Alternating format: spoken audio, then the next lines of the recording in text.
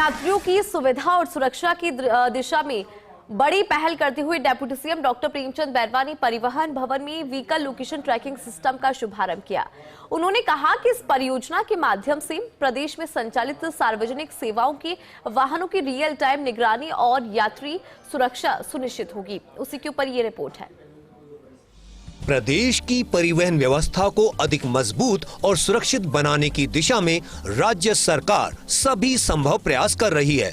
नवाचारों और तकनीक के प्रयोग से यात्रियों की सुविधा और सुरक्षा को अधिक सुदृढ़ किया जा रहा है। उप मुख्यमंत्री डॉक्टर प्रेमचंद बैरवा ने कहा कि इस परियोजना के माध्यम से प्रदेश में संचालित सार्वजनिक सेवा के वाहनों की रियल टाइम निगरानी और यात्री सुरक्षा सुनिश्चित होगी। यह परियोजना प्रदेश के सार्वजनिक परिवहन यानों जैसे यात्री बस, टैक्सी कैब, मैक्सी कैब वाहन और केंद्रीय राज्य सरकार की ओर से आदेशित श्रेणी के वाहनों के अवैध संचालन, ओवरलोडिंग और अनाधिकृत रूट संचालन के नियंत्रण की दिशा में एक महत्वपूर्ण कदम है। इस सिस्टम के तहत प्रत्येक सार्वजनिक सेवा वाहन में जीपीएस आधारित डिवाइस लगाकर कमांड एंड कंट्रोल सेंटर से वाहन की लाइव लोकेशन ट्रैक की जा सकती है।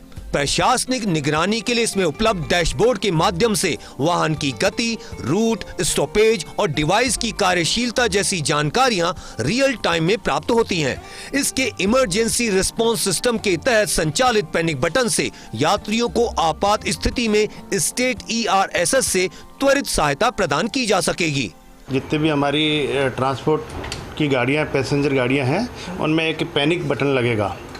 वो हमारे यहाँ से जैसे ही उसकी लोकेशन और ट्रैक्स हम करेंगे, हम पुलिस को उसका कमांड जाएगी और वहाँ से वो पुलिस उस पर कार्रवाई करके और उस गाड़ी में क्या है, क्या दिक्कत है, विशेष तौर से ये महिलाओं के साथ जितने होते हैं, जिस तरह की कोई छेड़खानी की बात हो क्या और कोई भी अभद्र कोई बात हो तो उसको पकड़ने के लिए या कोई गाड़ी में और कोई कमी हो तो उसकी लोकेशन ट्रेस करके उस पर पुलिस तुरंत कार्रवाई करती है।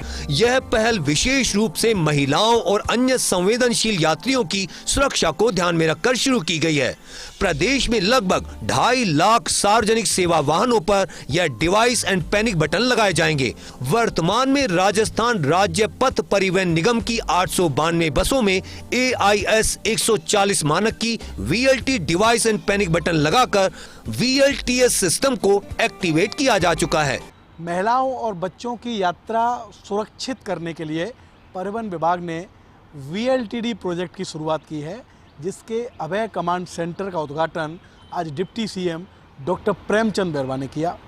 VLTD डिवाइस के बाद सार्वजनिक परिवहन में चलने वाली बसों की रियल टाइम और लोकेशन की पहचान हो सकेगी।